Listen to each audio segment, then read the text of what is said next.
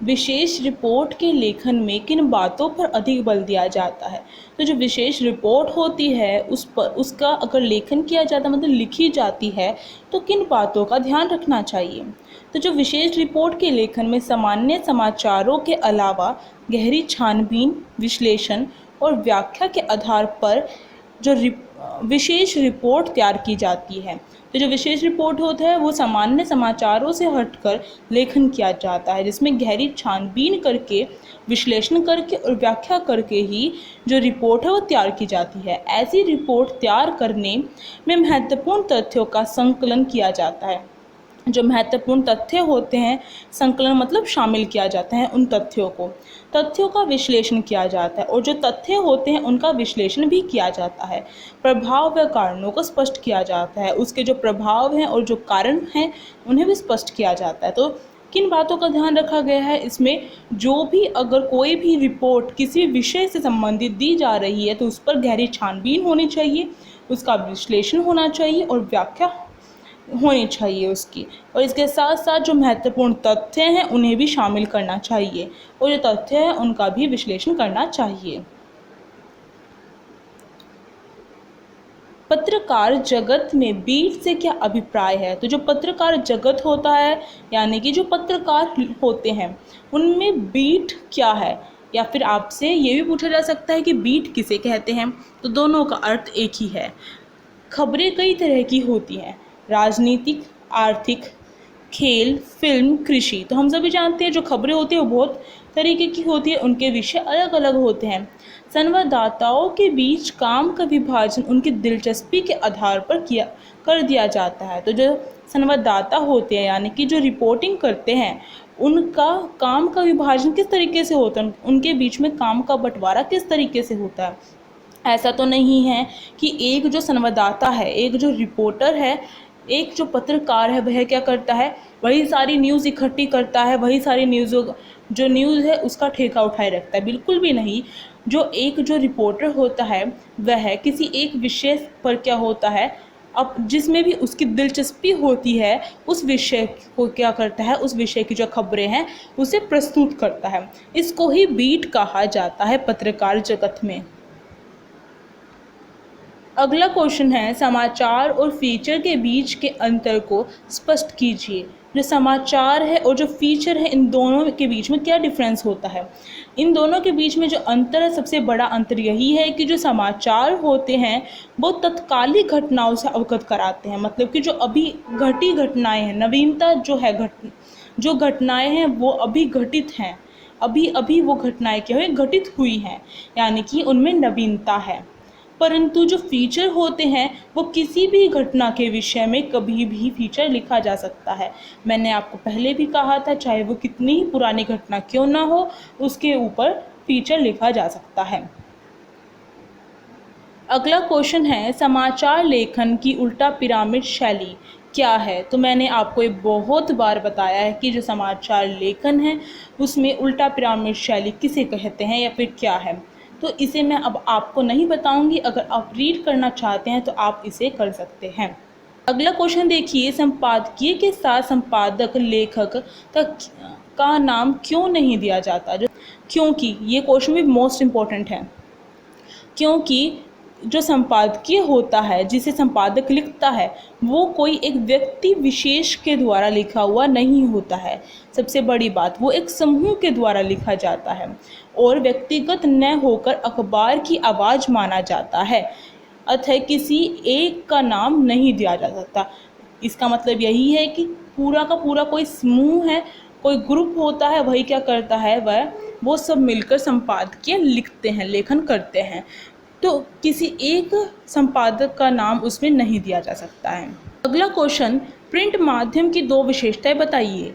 जो प्रिंट माध्यम या फिर मुद्रित माध्यम, दोनों का मतलब एक ही है, मतलब कि जो छपी हुई चीज़ें होती हैं, तो इनकी विशेषताएं क्या होती हैं? इनके शब्दों में स्थायित्व होता है, यानी कि जो एक बार छप गया सो छप गया, उसमें स्थायित्व होता है, वो फिक्स रहते हैं, जिससे कि अगर हमें आने वाले वर्षों में अगर कोई भी प्रूफ देना हो, कुछ भी बात बतानी हो देखकर, हम फटाफट देखकर बता सकते हैं। लंबे समय तक संरक्षित किए जा सकते हैं। जो प्रिंट माध्यम होते हैं उसकी विशेषता यह है कि वो लंबे समय तक संरक्षित किया जा सकता है, संभाल कर रखा जा सकता है। जैसे कि जो पुराने अखबार होते हैं वो संभाल कर रख सकते हैं, उनमें कोई गड़बड़ी नहीं होती है। या फिर जो पुराने कागजात होते हैं हम उन्हें संभाल कर रखते हैं ना, और उनमें कोई भी गड़बड़ी नहीं होती है। और अगला प्रश्न है, मुद्रित माध्यमों की किन्हीं दो विशेषताओं को बताइए। तो मुद्रित माध्यम या फिर प्रिंट माध्यम, ये दोनों के दोनों एक ही हैं, तो इनकी विशेषता यहाँ पे बता दी गई है। ये आप और कर सकते हैं। तो ये इसलिए क्वेश्चन दिखाया गया है कि इस टाइप से घुमा फिरा के पूछा जा सकता है। अगला क्वेश्चन देखिए, पत्रकार की लेखन शैली की विशेषताओं का उल्लेख कीजिए। तो जो पत्रकार है उसकी लेखन शैली कैसी होनी चाहिए, यहाँ पर लेखन शैली की बात की गई है, यानी कि लिखने की जो शैली है वो किस तरीके की होनी चाहिए। वो अलंकारिक और संस्कृत निष्ठ नहीं होनी चाहिए, इसकी बजाय वो आम बोलचाल की भाषा का प्रयोग करना चाहिए लिखते समय, को ध्यान में रखकर लिखना चाहिए। सीधी, सरल और साफ सुथरी लेकिन प्रभावशाली भाषा का इस्तेमाल करना चाहिए। ऐसा नहीं कि अलंकारिक नहीं होनी चाहिए तो आपकी जो भाषा है उसमें कोई दम ही नहीं है, ऐसी भाषा होनी चाहिए जो प्रभावशाली हो। और वस्तुपरकता और निष्पक्षता का ध्यान रखना चाहिए लिखते समय। विशेषीकृत रिपोर्ट क्या होती है या फिर विशेष लेखन किसे कहा जाता है। तो देखिए, अखबारों में सामान्य लेखन से हटकर किसी विषय पर जब लिखा जाता है गहरी छानबीन करके या फिर उसका विश्लेषण करके, तो उसको विशेषीकृत रिपोर्ट कहा जाता है।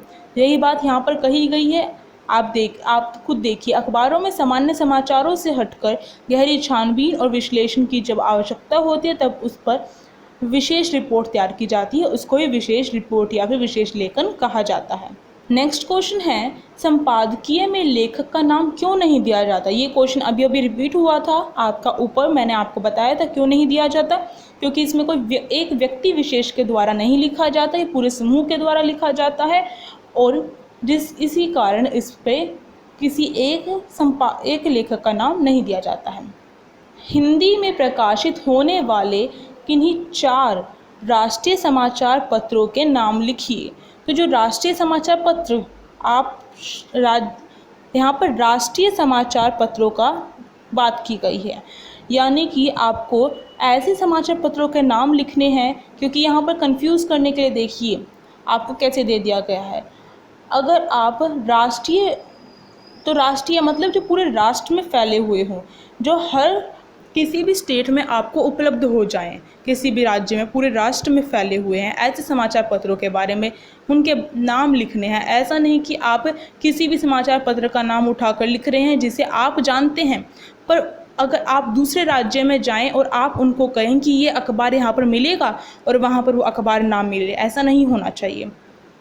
तो आप किसी भी 4 राष्ट्रीय समाचार पत्रों के नाम दे सकते हैं। यहाँ पर है नवभारत टाइम्स, हिंदुस्तान, दैनिक जागरण और राष्ट्रीय सहारा।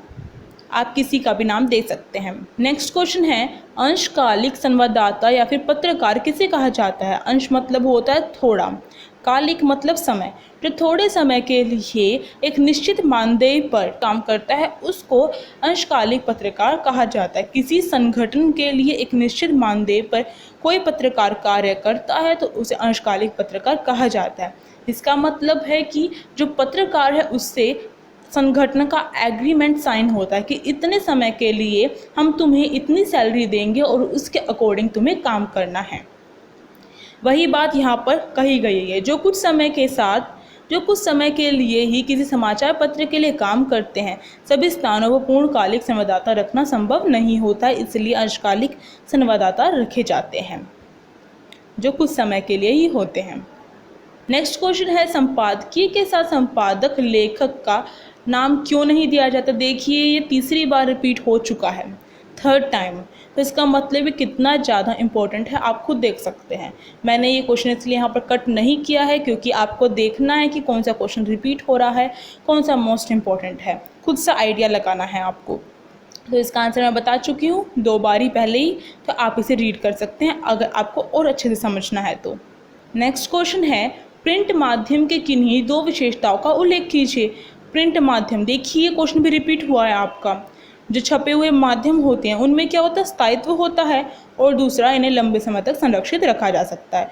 ये भी आपका 3 बार रिपीट हुआ है, तो ये भी आपका मोस्ट इम्पोर्टेंट क्वेश्चन है। नेक्स्ट क्वेश्चन है, हिंदी में प्रकाशित होने वाले 2 दैनिक समाचार पत्रों और 2 समाचार केंद्रित पत्रिकाओं के नाम लिखिए। 2 दैनिक समाचार पत्रों के नाम लिखने और 2 समाचार केंद्रित पत्रिकाओं के नाम लिखने हैं। तो जो 2 समाचार पत्र हैं वो आप किसी भी समाचार पत्र के लिख सकते हैं। तो इसमें यहाँ पर लिख रखा है दैनिक जागरण और हिंदुस्तान। अब यहाँ पर दो समाचार केंद्रित पत्रिकाओं के नाम पूछ रखे हैं। तो यहाँ पर लिखा है इंडिया टुडे और दूसरा है आउटलुक। तो आप अगर किसी और पत्रिका को जानते हैं तो आप उसका नाम भी लिख सकते हैं, परंतु ऐसी पत्रिकाओं के नाम देने हैं जो आपको समाचार उपलब्ध करवाती है। इसी के साथ ये वीडियो यहीं पर रोकनी पड़ेगी। अगर आपको समझ में आई हो तो please like share and comment करके बताएं कैसी लगी। अगर आप चैनल पर नए हो तो आप चैनल को सब्सक्राइब कर सकते हैं और साइड में जो बेल आइकन है उसे प्रेस कर सकते हैं, जिससे कि न्यू वीडियोज़ की नोटिफिकेशन आपके फ़ोन में आ सके। Thank you.